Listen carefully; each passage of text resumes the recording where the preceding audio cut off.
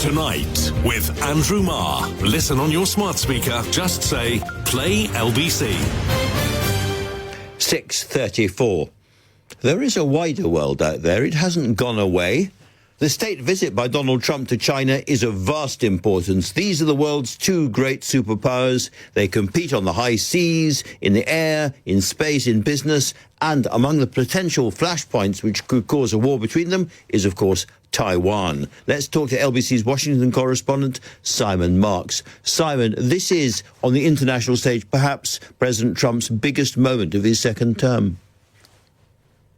Oh, no question about that, Andrew. I think in many ways the biggest moment in terms of America's relationship with China since President Richard Nixon back in 1972 made that historic journey to Peking, as it was called then, and met with Chairman Mao and began an entirely new phase in the bilateral relationship.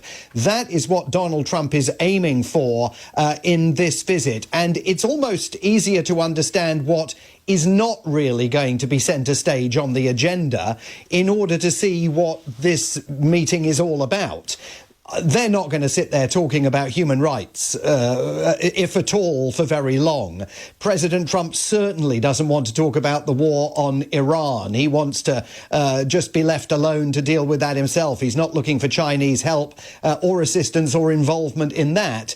And I think that it is also highly unlikely that Taiwan is actually going to be centre stage in their conversations. Indeed, the last two face-to-face conversations they have had as leaders of their respective countries, the US side has been at pains after those talks to say Taiwan was never discussed. What Donald Trump wants this to be all about is trade, which is why Air Force One was packed to the gunnels with captains of trade and industry from across a whole variety of different sectors here, tech, defense, crypto, a whole variety of different sectors represented in that entourage that President Trump has taken to China. He wants to get past the trade disputes that he, frankly, if he didn't initiate, Joe Biden largely did, he certainly cemented in place, and he wants to move to a new, much more positive situation in which he hopes China is going to agree to invest in the United States. And in terms of what China has that America really needs, it's also rare earth minerals, all those things needed by the high-tech industries, needed for AI, which China has an awful lot of, and America very little. So there is, there's trade on both sides to be done.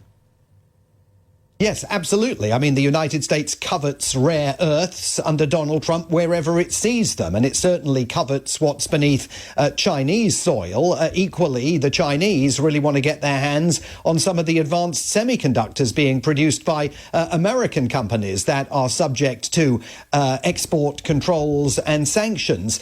So there's lots of bargaining to be done. But what President Trump really wants to demonstrate through this is that he is treated by President Xi as an equal partner. He's looking for an awful lot of pomp and ceremony and circumstance to come out of this visit that offers him a degree of reflected glory so that this trip can be seen here in the United States through that prism. The Chinese, of course, will be very well aware of that, and they're certainly going to put on a show, but whether they give him everything that he wants, given that China always plays the long game and will be wondering about who is going to succeed him in the Oval Office, well, let's wait and see how that turns out.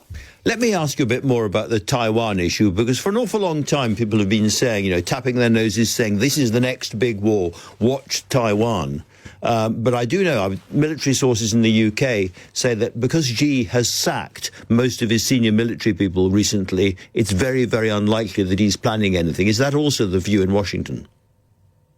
Yeah, well, you've got two things going on simultaneously. You've got those purges within the Chinese military and defense infrastructure that, of course, raise questions about who is now going to be in central command and control positions and how long do they need to get up to speed with their new respective briefs, and will they survive in those positions? So that has raised questions over the intelligence community's general sense that China would be ready to try and take Taiwan back into the mainland's aegis by next year, 2027. But the other thing that's going on, of course, is the calculus that everybody's got to make about Donald Trump. Do we think that Donald Trump and even some of his fellow Republican lawmakers on Capitol Hill are really going to ride to the rescue of Taiwan in the event of a Chinese invasion? There are far more questions about that now than existed before Donald Trump returned to power for his second term. Of course. I can't resist, Simon, asking you about how Washington is viewing the extraordinary events going on here in London, where we have, to put it gently, a certain amount of political turmoil going on. We had Warren Stevens, the US ambassador, here on the show yesterday, and he did say that a constant revolving door of people made it harder to do business. Yeah, absolutely. And there's some irony in that, right? Given that Keir Starmer has been on the receiving end of a continuing series of kickings by the American president that have certainly chipped away at his credibility in the UK to some extent.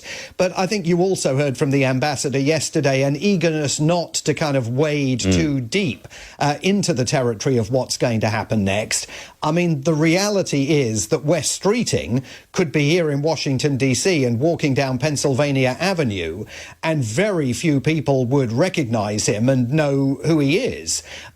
So, I mean, to that extent, the political class here doesn't really know, I think, in large measure, how to prepare for a possible Streeting premiership or Angela Rayner or Andy Burnham. I mean, none of those people is household names here. I would just love to... But evidently, you know, America's watching because it's high drama. I would just love to see Donald Trump and Angela Rayner on two sides of a table at a summit. That would be absolutely popcorn special, popcorn central.